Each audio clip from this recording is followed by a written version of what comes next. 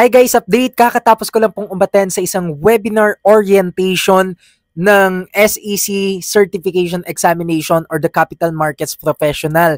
Now, sabi nila, no, talagang i-spread natin yung kaalaman and also the purpose and awareness para sa field na ito na kung saan pwede kayo mag-take ng SEC Certification Examination para kayo ay maging capital markets professional. Lalo na nga po yung ating sinusulong para sa ating mga kapwa estudyante, para sa ating mga financial management students at lalong-lalo na kung related sa investments, finance, accounting, yung ginagawa mo, makakatulong ito sa iyo for you to be able to have an extensive knowledge and also for you to have more opportunities in the finance and investments industry. Kaya ako balak, actually, yun nga, may mga bagong announcements.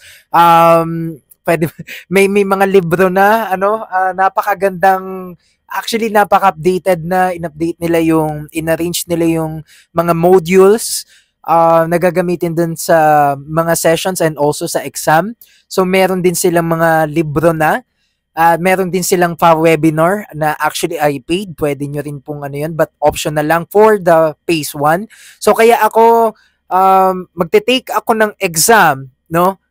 September onwards, no? Siguro September, October. So for me to have an ample time for me to review, para aralin lahat ng mga modules na yon. So, kaya again, i-visit nyo na lang po, no, yung SEC na page, or kung meron silang TikTok or sa Facebook nila, sa website nila, andun po lahat ng information. So para mas maging intensify knowledge nyo, mas maging professional, and also to comply with the rules and regulations with the Philippine capital market. So yun lamang po, and I hope it helps.